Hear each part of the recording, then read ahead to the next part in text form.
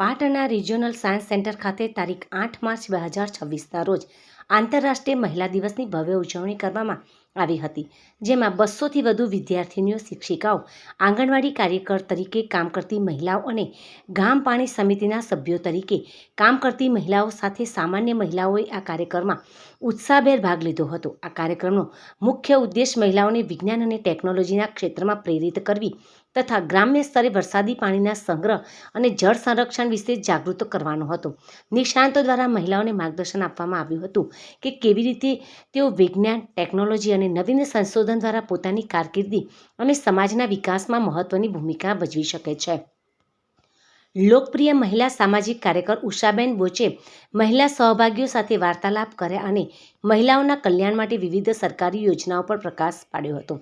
તેમજ પાણી અને સ્વચ્છતા વ્યવસ્થાપન કચેરીમાંથી શ્રી મનોજભાઈ પટેલ, શ્રી જયરામભાઈ દેસાઈ તેમજ સતત 7 અલગ અલગ ગામડાથી પાણી સમિતિની મહિલા સભ્યોને પ્રોત્સાહન આપવામાં આવ્યું હતું. ઉપરાંત આ દિવસે જિલ્લા સમુદાય મહિલા ક્લબ મહેસાણાથી આવેલી મહિલાઓએ સાયન્સ સેન્ટરની મુલાકાત લીધી હતી.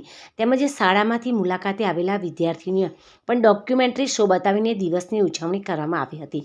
સાયન્સ સેન્ટરના પ્રોજેક્ટ ડાયરેક્ટર ડૉક્ટર સુમિત શાસ્ત્રીએ જણાવ્યું હતું કે મહિલાઓનું સશક્તિકરણ વિજ્ઞાન અને ટેકનોલોજી જેવા ક્ષેત્રોમાં નોંધપાત્ર પ્રભાવ પાડી શકે છે.